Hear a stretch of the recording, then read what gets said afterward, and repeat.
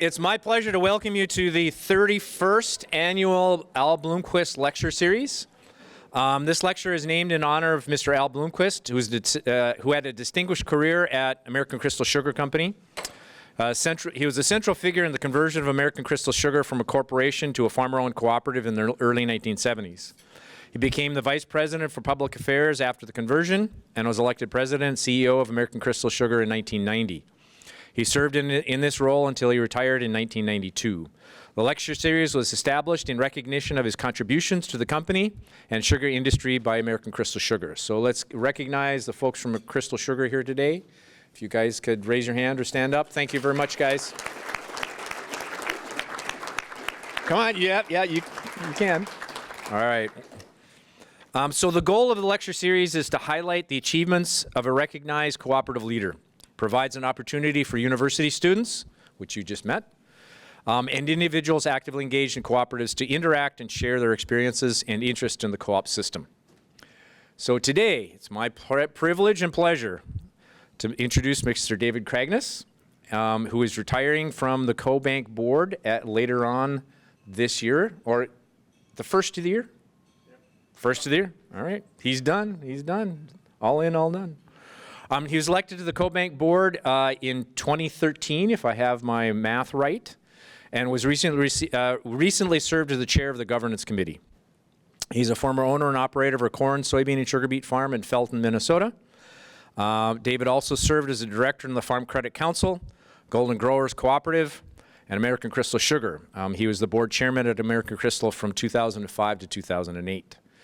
And on a personal note, I've had a chance to work with David as part of the Burdick Center for Cooperatives. He's been on our advisory board for longer than I have been the director, so I'm not exactly sure the date when he first started. But I always appreciate his insights. He also always asks some really challenging questions, make sure that I stay on task, and make sure I don't miss anything. So I do really respect his opinion and his insight into what's going on. So with that, David, it is your chance to come up and visit with the group. Thank you.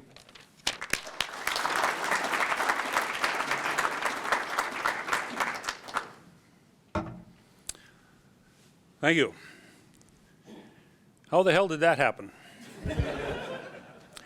Have you ever asked yourself that? I know I have. This snow this morning brings to mind an event. I had a four-wheel drive pickup with good tires on it, and I needed to be at a meeting. And there I was, stuck in the middle of my own driveway. How the hell did that happen? Another example, I was 27 years old. I was sitting back in the back end of a courtroom in Moorhead. It was a divorce court. Again, I wondered, how in the hell did that happen? And that story could take up the rest of my time here. Don't worry, this won't take terribly long because I'm an old man who needs to use the bathroom regular, so we won't be here too long. And then there's the time I was a half mile from the Moorhead Airport. I was about 500 feet in the air, and the motor quit. So, have I learned anything from this? Well, I haven't crashed an airplane since 1986. I've been married to the same wonderful gal for 41 years, and I learned that it's easier to shovel snow before you park a pickup on top of it. Now, I stand here before you wondering, in a good way, how the hell did this happen? When Frayne first asked me to tell of my co-op experience, I said, well, everybody's good for something, even if it's just a bad example. So, here goes. He expressed confidence that at least I would make it entertaining, and I'll try not to let the interesting parts get so far spread apart by the many words I will use that I lose you to a comatose state. As obscure as it may seem, I do have a goal today.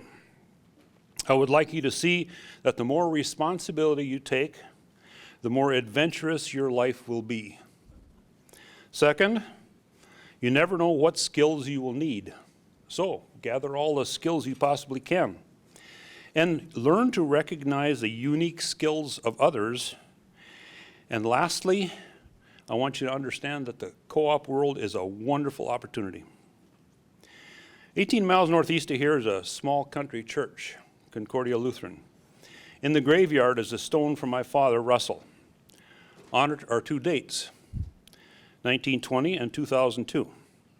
Now, I obviously wasn't here in 1920, But I've been around infants enough to know that he probably didn't amount to much in 1920. He didn't do anything that was really worth carving in stone, yet there it is.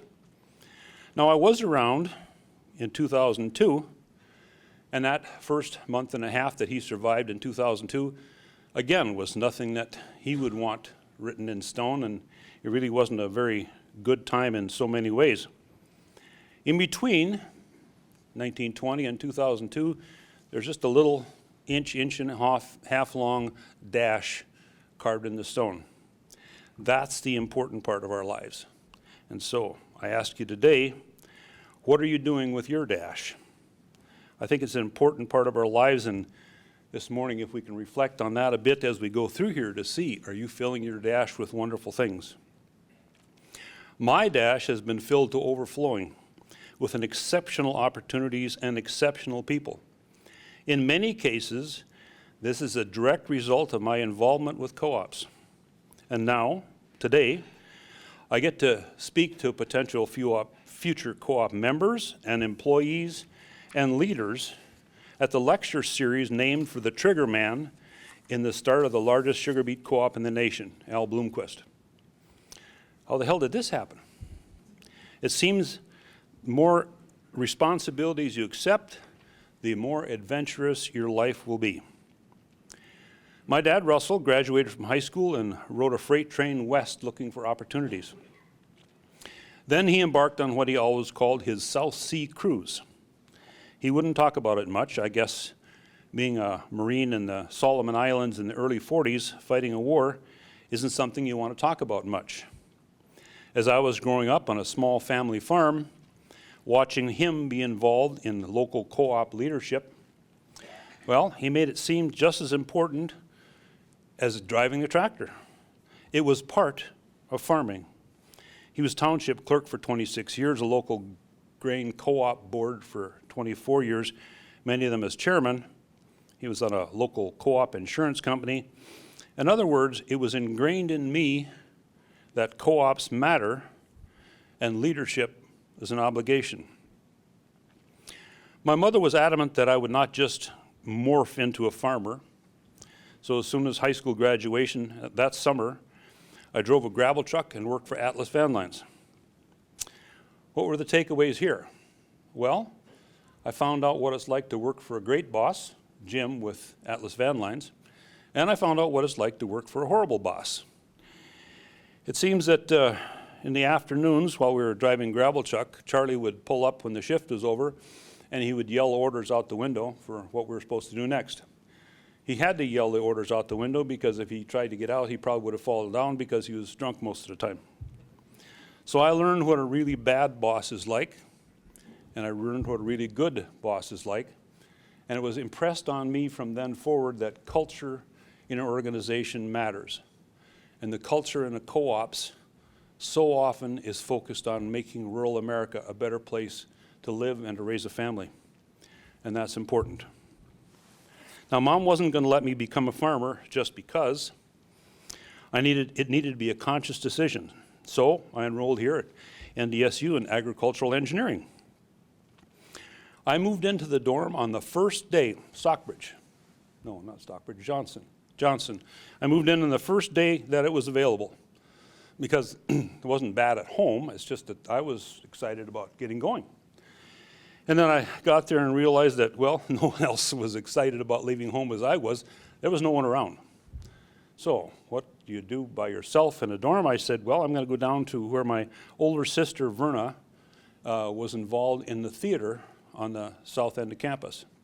Askanese Hall was the place. And Askanese Hall and the ag department are about, 100 yards apart? And 100 miles apart culturally? She introduced me to a guy named Charlie Grommish. Charlie was working on a set for the upcoming production of the musical Man of La Mancha. He needed to connect some structures with a metal plate to go up on top where this set was going to turn around, and he was wondering how he was going to go about this, bolts and whatever he was going to do. And I said, weld it. Weld? So I took this piece over to the ag shop. About a half hour later, I was back with this chunk of metal welded up.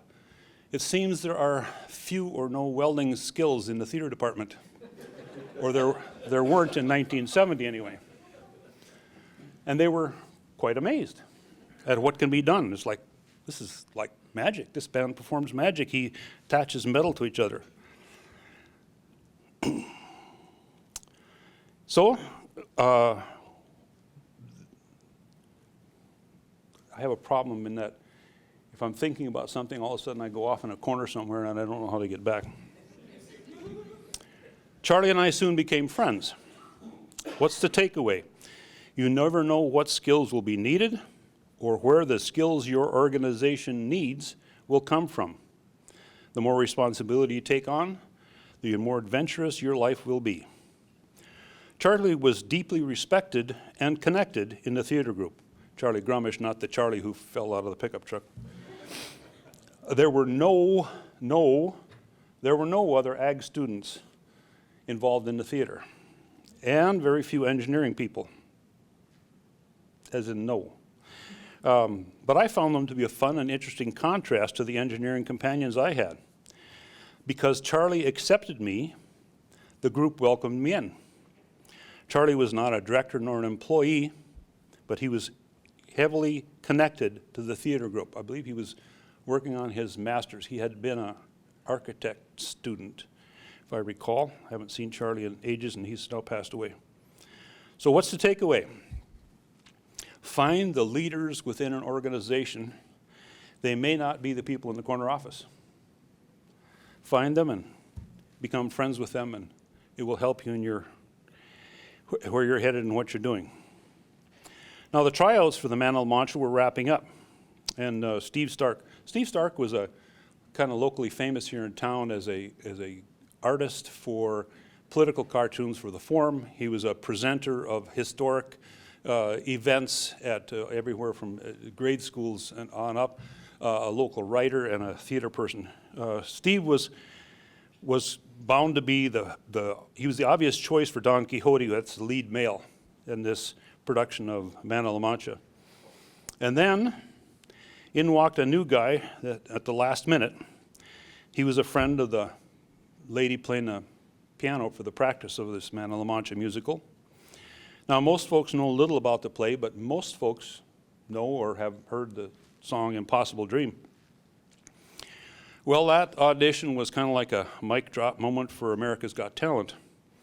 And when it was over, the director said, well, you just upended my entire casting plan. So what's the takeaway? You never know when a disruptor is going to show up and change everything, business or otherwise. Uber comes to mind as a business model that something started and just changed everything for the business of transportation in cities. Something new can come in and change everything. So I didn't expect to learn about black swan events in business by attending a tryout for Man of La Mancha, but I did. You can learn things inside and outside the classroom from places you would never expect if you're open and looking around. And you won't recognize them probably when they're happening. But when you're an old gray guy having to give a speech, you'll look back and say, you know what, that was an inflection point and it was an important change. Sophomore year I was living, I should stop here just for a second. This finding someone from outside your expected circle, I'm going to jump ahead to about 6 years ago.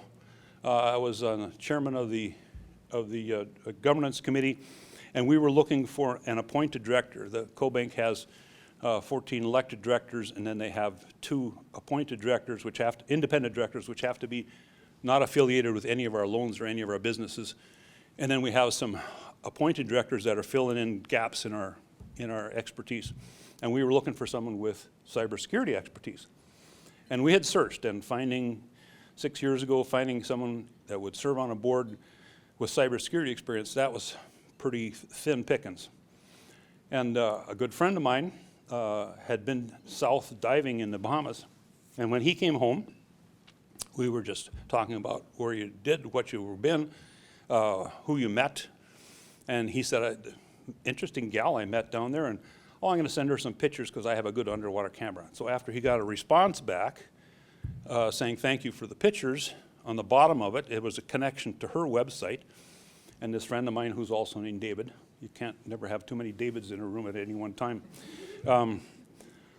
He said, look what I was diving with. And I read her resume and I went, that's what I'm looking for with cybersecurity experience. David, can you ask her to meet me in Washington when we have our regular scheduled May board meeting out there? And she told me later that when she first got that request, she was like, oh, I don't, okay, I'll do it because David asked me. And so we met with her. I brought along a gal from our board who was extremely kind, caring, and thoughtful person and terribly interesting to be around, Karen Schott from Montana. And 3 hours later, we convinced Scheherazade that she should come and join us on the board. I think her current title is Dean of the Master's Cybersecurity Programs at George Washington University in Washington, D.C. Scheherazade Raymond is her name. She speaks 4 languages fluently. She goes over to Europe to give advice to NATO on a regular basis about cybersecurity. And I found her because a buddy met her on a dive boat in the Bahamas. You see, you never know where a great opportunity is going to come from or who you're going to be interconnected with. They talk about networking. It's a big deal. It's a big deal to shake hands, meet people, move to a different table, and find someone that you're uncomfortable meeting because it can turn into something you never expected to happen, quite possibly in a wonderful way. Sophomore year, I was living off campus with 3 other guys on the main floor of a house. I didn't do this part already, did I? No, okay. It was Saturday night, midwinter. We had just opened the second keg of beer. It was a business decision to charge the guys. It was a social decision not to charge the girls because we knew plenty of engineers and other guys from the ag department, but there were few gals in ag, unfortunately, or in engineering, unfortunately, in 1970. The phone rang, and it was my dad. Now remember, this phone didn't ring. The phone was hanging on the wall in the dining room. One phone for the house, wired to the wall. So as the music hasn't quite begun to play, but the socializing is commencing, my dad says, I got a chance to get a sugar beet contract. Do you want to be a farmer or don't you? See, in his mind, if you had a chance to get a sugar beet contract, there was a chance to make a living in farming in the Red River Valley. No sugar beet contract? This might not go so well. I looked around the room and I said, this is not the environment in which to make a life-changing decision.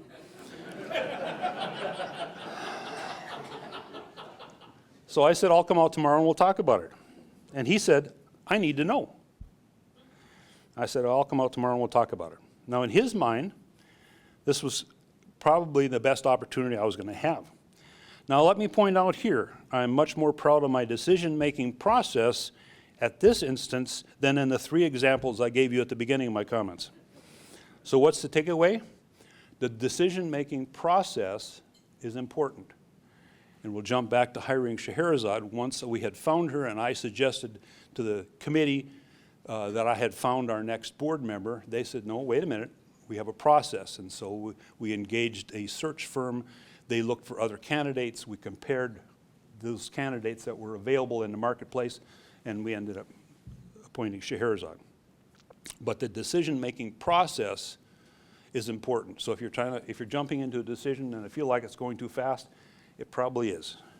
Tell your dad, I'll come out tomorrow and we'll talk about it.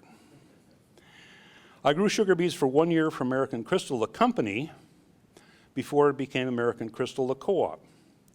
And the statute of limitations has run out, so I can tell you that I had an under-the-table cash deal with a guy who wanted to get out of raising sugar beets. They were supposed to go back into the pool and be allocated out at that point, but the field man had been confirmed and was good buddies with my dad, and so I got to raise sugar beets that first year, and then we became a co-op, and so I got to get those shares that actually had belonged to John McCann. See, the Crystal, the company, was not interested in the long term in Red River Valley. Co-ops are interested in long term. In many cases, co-ops care much less about the next quarter than they do about the next generation, because the farmers or the other individuals who own the co-op are thinking about their children and their children's children, and they know that there may be bumps in the road in between. It's a different focus. It's a different culture. And it's an interesting and a good culture to be involved in. So if you're looking for employment jobs, I encourage you to look in that direction. So Crystal, the company, was milking the balance sheet to the detriment of the operations here. And we, the farmers, growing the crop, recognized that we could accomplish something together in a co-op that we could not on our own. That's the roots of co-op value. A business structure that can accomplish something, some common goals that are unachievable as an individual. I had an opportunity to get some leadership training by being involved in the Red River Valley Emerging Leadership Training Program. Quite the handle. When I got involved in it, there was 14 counties that appointed a guy to go to the Crookston winter shows to represent the county, and then they gave you white cowboy hats and they crowned one of you as King Agassiz, referring to the Agassiz Valley. Well, the Extension Service realized that they now had 14 people from 14 counties that had been recognized by their county as having some leadership potential all in one space at one time, and they said, well, let's have some leadership training as long as we got them here. And so they started that. And then it was a very short period of time before they realized that in any given household of the couple, most of the local leadership is being executed by the lady of the house, not the guy of the house. And so they made it a couples deal, which very quickly realized, no, we had to get rid of this king thing. So they dropped the king thing, which was a good thing to do, but the Red River Valley Emerging Leadership Training Program, I could have trimmed that some, but anyway, what an acronym that would be. It's a valuable program in Minnesota. It connects potential leaders from 14 counties and gives them some leadership skills. If you accept more responsibility, your life will be more full of adventures. I then became involved in the Red River Valley sugar beet growers and then the American sugar beet growers. Did I feel comfortable? No. But it was ingrained in me that someone has to do it, so educate yourself with the facts and then lead. Now, I feel a little compelled at this as part of my imposter syndrome, which means to say I have always felt underqualified, to point out that because of prerequisite classes and the fact that I was only going winter quarters, I never finished here. I'd be a second quarter junior. So, yep, I have only a high school degree. And yet here I am speaking in front of a group of people, many of you with doctor's degrees. I'd have to go one more quarter, one more spring quarter, which is, excuse me, planting season, or one fall quarter, which is harvest season. Again, comes the question, when the hell did this happen? When I first got involved in the Red River Valley Sugar Beet Growers Association, I became the resolution writer. I guess they thought I was pretty good at writing resolutions. Since the Growers Association has no real authority in the leadership of American Crystal, because the Crystal Board of Directors makes the business decisions, the Growers Association writes resolutions for passing at the annual meeting. And at the behest of one of those members, I wrote a resolution complaining about the fact that the meetings in the fall interrupted deer season. It was supposed to be for the entertainment of the people in the room. Somehow it escaped the room, and a gal named Sue Anderson, who was just starting a newsletter at the time for Crystal, asked if she could print it. I said, well, get it past the CEO first, because it kind of makes fun of him just a little bit. And she did, and then she called me and said, could I have something each month? Because, you know, the newsletter could use just a little bit of humor, a little bit of something. Now, I had just seen Baxter Black on the Johnny Carson show, and if any of you are cow people in the room or come from cow families, you recognize the term Baxter Black, America's greatest poet, who's since passed away. And I got to meet him and spend a couple of hours with him one time. He was reading my material and critiquing me. Well, I had just seen him on the Johnny Carson show, and you should Google Baxter Black Vegetarian's Nightmare sometime. Not now. Put your phones down. And I thought, you know, I can do that. See, my parents raised me thinking I can do anything. I proved them wrong several times, as you heard way earlier. And that jockey thing has been off the table since I was pretty early. But because I told Sue yes, and because she then gave me a deadline each month, I've had poetry published for 35 years or so. I presented at places as different as the National Cowboy Poetry Gathering in Elko, Nevada, and Busboys and Poets in Washington, D.C. You cannot get two venues as different an audience as Elko, Nevada, and Washington, D.C. But it was entertaining in both cases, because Sue asked me to take on a responsibility for a co-op. My life became more adventurous. I think there's a theme going here. I'm currently on the Golden Growers Board of Directors. I was on the American Crystal Board for 12 years, 2 as chairman. I was on the United Sugars Board, Midwest Agri-Commodities, Pro Gold, and I just finished being on the Farm Credit Council, which is the lobbying organization on behalf of all farm credit across the United States. And I just finished 16 years on the CoBank. CoBank is, for some of you students and stuff in the room, is a $180 billion cooperative bank based out of Denver. It might be more than 180. Eric, we bust? It's almost 200. Almost 200. They have done well since I left, in only a couple of months. $200 billion bank based out of Denver as part of the farm credit system. It loans directly to co-ops across the country and to associations, which then loan to farmers. In this area, customers would be American Crystal and Mindac Farmers Cooperative, Red River Valley Electric, Cass County Electric, Lake Region Electric, Maple River Grain, Senex Harvest States, Land O'Lakes, and then names you recognize off the store shelf of Sunkist, Sunmade, Ocean Spray, that sort of thing. It's an amazing organization to work for. It was an amazing opportunity to be involved with. And I got to meet so many people from so many parts of the country doing so many different things. I worked with a cranberry farmer, an oyster farmer, a rancher and a vineyard owner, soybeans, almonds, orange growers, and I've been to DC between the whole works maybe 150 times, representing agriculture in various ways. I have met and worked with dedicated people from all across the country. The depth and breadth of people's experience that I've interacted with is nothing less than astonishing. And all are vital to the success of co-ops. The co-ops in America need law degrees to licensed boiler operators. They need CPAs to forklift operators. They need veterinarians and agronomists, and there's so many tracks for a career. And yet they all have the underlying mission of making rural America a better place to live and raise a family. Student, doesn't that sound like something you'd like to be involved in? And experienced audience members, isn't that something to take pride in? The more responsibility you take on, the more adventurous your life will be. There is a direct, chartable, positive correlation. I'm going to end with a quote from a friend of mine from Kindred, North Dakota, Bob Odegaard. He was an amazing guy who did a whole bunch of amazing things. He told me once, if there is an unforgivable sin, it's sitting in a retirement home saying, I wish I would have tried. I hope instead that you can look back like me and say and wonder, how in the hell did this happen? I sincerely hope you have a great dash, and thank you.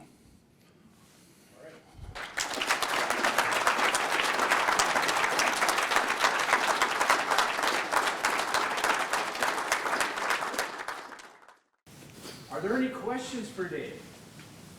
The thing I wished I would have done in the past. No, and you took a pass on.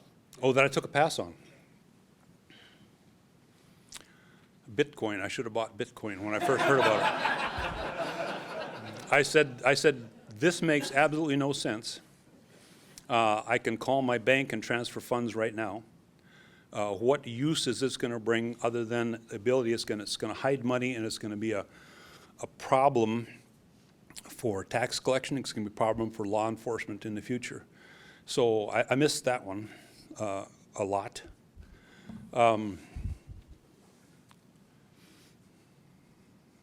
I wish I would have put a little more gas in that airplane.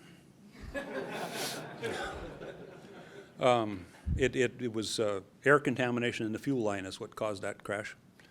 And it's my fault. I built the airplane. I maintained the airplane. I flew the airplane, so it was all my fault. I was sure I had 17 gallons in the airplane, and an hour later it ran out of gas.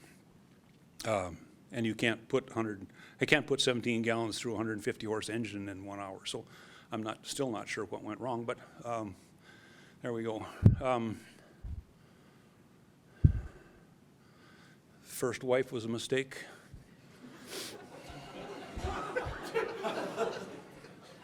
Didn't seem like it at the time.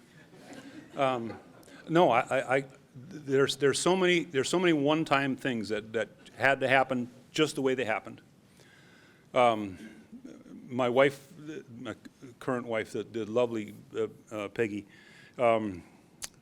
she was out with some friends who were in town because of a 10th anniversary party in a place, Jupes, the bar, which is burnt down, where she just never went. And her place where she lived and worked was so different than the place I lived and worked. Our chances of crossing paths were just nil. And I saw her just very briefly and then didn't see her again and asked her to dance on my way out as the last song was playing. So our chances of crossing paths were just minute. My chances of being on the CoBank board of directors, there's a number of things that had to come together all at the same time. I had just been on American Crystal board of directors. I had just finished there. I had been chairman for 2 years. We had just elected a new CEO, and that new CEO, perhaps in an act of gratitude or something, I'm not sure, turned in my name to the National Council of Farmer Cooperatives, and I was selected as Director of the Year. Without the rubber stamp from the National Council of Farmer Cooperatives as being a quality director, I don't think I would have had a chance to be elected, because I was running against a guy who was CEO of a small co-op in western Nebraska, but he had a CPA. He had a CPA license and a master's in agriculture degree. So I was running against someone that, on paper, should have beat me, and yet, because this all happened at the same time. And when I went to NCFC and first met some CoBank directors, and they said, you should run, there's an open seat. So there had to be an open seat, because it's very hard to beat an incumbent in a cooperative where there is not much personal interaction between the directors and the members. There's too much distance. We try and bridge that at CoBank with the member meetings, which there's one going on here in Fargo later today. We try and bridge that, but yet there's not much interaction, so you know if that person you've elected is really on your behalf. So it's hard to beat an incumbent. So there had to be an open seat. There had to be me having just won that, and I wouldn't have won that if I hadn't just gotten done with Crystal, and if David Berg hadn't have been very kind in his remarks to me. So there's so many things in my life that have happened just on a small chance. Meeting Charlie Grommish was like, there was nobody in the dorm. If the dorm would have been filled up with people, I would have hung out there with the other farmers and other engineering students, and I would never have gone down to the theater department and met a whole bunch of fascinating people that opened up a whole bunch of fascinating things in my life. You gotta step outside your comfort zone. I've tried to tell people I don't like people. I like persons. And the difference is, until I've gotten to know you or met you or found out that you graduated with my granddaughter from Kindred, until now I know something, now I'd like to visit with him more. But before that, he was just a person in the crowd, and oh man, I gotta go meet somebody. But each time I have done that, I have picked up something new that I wasn't expecting. I get to meet a Charlie Grommish, I get to meet a Scheherazade Rehman. It's amazing what happens if you just grab yourself and say, come on, David, let's do this. Let's do it now. So I don't know if that touched on you or was way too much you wanted. Yes, so Eric asked, in case you couldn't hear back there, he asked how I've maintained my curiosity. And I really want to know how things work. And when my grandkids come and we talk, I say, what'd you learn in class today? Or I had math class. So what are you doing in math? And I don't want to just, I want to know, what are you doing? How does this work? How does the teacher, what words does the teacher say to get the stuff on the blackboard into your head? And if there's a piece of machinery, I want to look inside and see, is there gears? Is there pumps? is there oil splashing? What is it that's making this all function? I guess I have been lucky to be curious and had that curiosity rewarded. And I think if you want to develop that in others around you, is you need to have a positive reward when some curious thing has resulted in a new chunk of something they didn't know before. And it's just neat to learn about how things work. I haven't figured out Bitcoin. And I shouldn't have been so skeptical, but I wanted to know how it worked before I put money in it, so I didn't. I have a fear of failure, some, yes. That's an interesting comment, Mike, and thank you. I guess Jordan Peterson, psychologist of some note now, talks about if there's something that you're scared of, you need to expose yourself to it a little more at a time. If you're scared of heights, only go up one step on a stepladder and then look around for a while until you're comfortable and go another step. And I guess I have failed at a whole bunch of stuff, as exhibited by my first 3 examples that are only 3 of multiple examples. But once you've been stuck and you live through it, you say, well, okay, we're going to go get a shovel and we'll figure it out. And next time we're going to shovel the snow before we park a pickup on top of it. Those sorts of things, if you look back and say, you know, what did I learn from that? What did I learn from that? And my father was, if something is broken, let's take it apart because it's already broken.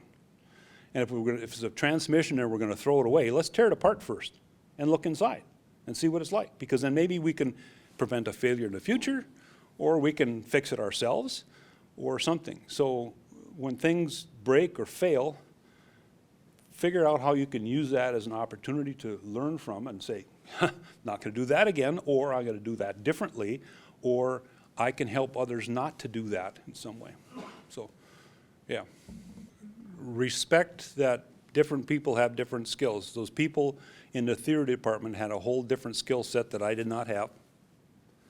And probably, if it would have been voting on issues, they would have voted entirely different than I did. But I liked them. And they were interesting people to visit with. And if you can visit about something and say, okay, what can we agree on? Okay. And is there a formula to fix Washington, D.C.? No. When I started going there 30 years ago, I said, this is a circus and this is a mess and there's way too much bureaucracy. I've always felt that. And it's very difficult for politicians to come home and say, look at what I cut. They want to come home and say, look at what I brought home to my hardworking shareholders. So the system in its entirety is set up to reward not the reward and the financial success of the entire operation. Is rewarded. It's set up to reward the individuals that can extract money from the system, and we need to be engaged with each other and listen to each other. Chanting and marching with signs on 2 sides of the operation, that's not going to be success. It's not going to lead to success. And if it's portrayed in the paper as, look at all these people gathered and marched on this side or this side, that's not as good as a conversation in the middle between those to figure out what they can agree on. We're going to gut Medicare? No, we're going to save Medicare for the next generation. Okay, it's 2 different approaches, it's 2 different words and commentary about the same thing. So we need to be less inflammatory in our comments about items. We need to be willing to listen to people that we don't think we're going to agree with and find out if there isn't something we can agree on. And then express yourself kindly and thoughtfully as if your grandmother was listening. And don't do it anonymously on Facebook. If you're not going to put your name on it, you probably shouldn't say it. Yeah, so what are some disruptor events that I have witnessed? Cell phone, the biggest disruptor in the whole world, that we have experienced. And the ability to put that much data, there's data and then there's information and there's knowledge and there's wisdom. That's on a spectrum, okay? And you can have a whole lot of data and zero wisdom. You have to have stubbed your toe and failed a few times, and found out which portions of the data are not good or useful for you before you can get some value out of all the stuff that's in front of you. But putting cell phones in people's hands, I think it's going to be judged by history as being a bad thing, because it has taken our brain, the endorphins that come on by looking at that thing and clicking through it, has caused us not to visit with other people on a face-to-face basis. And there's still value in me seeing you personally. If I text you something, I don't get to see if you flinched or not. You know, there was some things around here where I physically showed you, that's scary, and you can't see that in a text. There's no different font for sarcasm. And so the communications, I think, has broken down, is going to continue to break down until we come to the realization we need to put those away. And there's some movement towards that, at least in high schools, to make people put their phone away for the whole day. That was an extremely disruptive technology.